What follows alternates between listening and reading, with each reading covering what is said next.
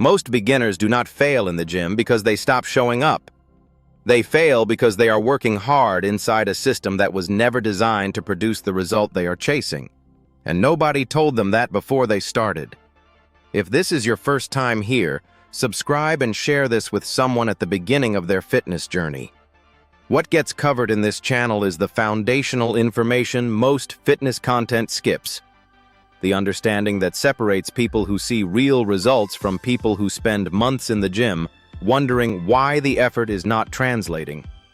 There is a pattern that plays out in gyms constantly, and it is so common that most people inside it never recognize it as a pattern at all. They just experience it as their personal struggle, as evidence that building a better body is harder for them specifically than it appears to be for everyone else. Someone decides to get serious. They join the gym, they show up consistently, they push themselves in every session. They are not lazy.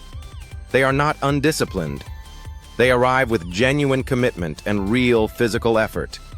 And after 8, 10, 12 weeks of this, they look at themselves and see changes that feel completely disproportionate to what they put in.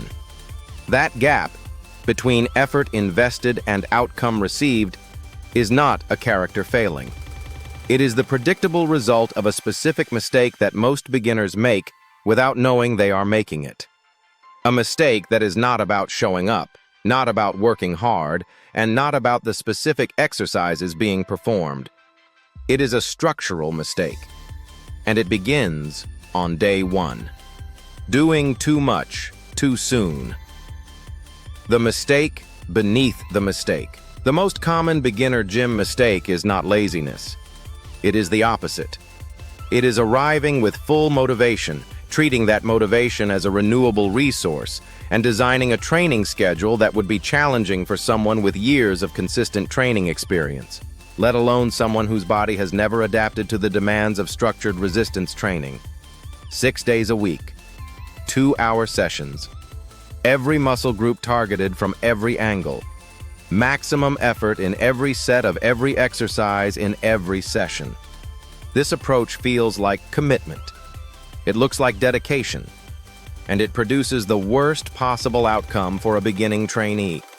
Not because the effort is wrong, but because the recovery capacity available to a beginner is not sufficient to absorb that volume of stimulus and convert it into adaptation.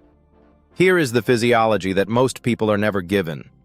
The adaptation response to training, the muscle growth, the strength gain, the body composition change, does not occur during the training session. It occurs during the recovery period that follows. Training is the stimulus. Recovery is the response. And the response requires time, sleep, protein, and the absence of additional stimulus sufficient to allow the repair and rebuilding process to complete. When training volume exceeds recovery capacity, the response never completes. The stimulus arrives again before the previous session's repair cycle has finished. The body shifts from adaptation mode into management mode, allocating its limited recovery resources to simply managing the ongoing stress rather than investing in the structural upgrades that produce visible results.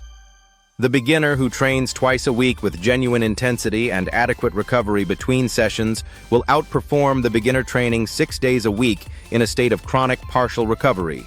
Not in the first 2 weeks, when motivation carries both approaches, but in months 2, 3, and 4, when the 2-day-a-week trainee is still progressing and the 6-day trainee is overtrained, under-recovered, and wondering why the body stopped responding. The minimum effective dose concept applies to training more directly than almost any other domain. The goal is not maximum training. It is the minimum training required to produce maximum adaptation, which for a beginner is substantially less than intuition suggests. Confusing movement with training. Here is a more subtle layer of the same fundamental mistake, one that operates within individual sessions rather than across the training week, and one that explains why people can spend 2 hours in the gym and produce a fraction of the adaptation stimulus that 45 focused minutes would generate. Movement and training are not the same thing. Movement is physical activity. Training is the deliberate application of progressive mechanical demand to specific muscle groups with sufficient intensity to generate a hypertrophic or strength adaptation response. Most beginner gym sessions contain significant movement and insufficient training. They contain time on cardio equipment that serves as warm-up or cool-down, but does not contribute to the primary adaptation goal.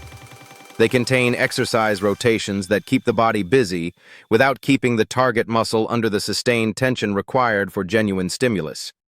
They contain rest periods that are either too short, preventing the muscular recovery needed for the next set to provide meaningful overload, or too long, reducing the metabolic stress that contributes to the growth signal. They contain, most significantly, sets that end well short of the effort level required to recruit the high-threshold motor units where the hypertrophic response is concentrated. A set of 12 reps completed when 20 would have been possible is not a training set in the meaningful sense. It is movement. The muscle was active, the body was working, but the demand never reached the threshold that signals the need for adaptation. Proximity to failure is the variable that most separates effective beginner training from busy beginner movement. Research consistently shows that the hypertrophic stimulus of a working set is most potent in the final reps before failure, the reps where the muscle is most fully recruited and the mechanical and metabolic demand is highest.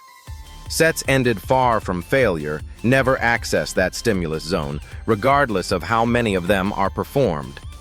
A beginner who performs 3 sets of each major compound movement, taken to within 2 or 3 reps of genuine failure, with adequate rest between sets, has produced more meaningful adaptation stimulus in 45 minutes than most beginners produce in 2 hours of high-volume, low-effort training spread across the same session.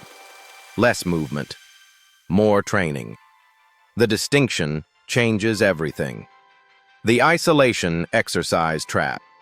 There is a specific exercise selection mistake that beginners make with extraordinary consistency, one driven by the aesthetic goal most of them are pursuing, and the intuitive logic that seems to connect the goal to the approach. Most beginners want to improve specific body parts.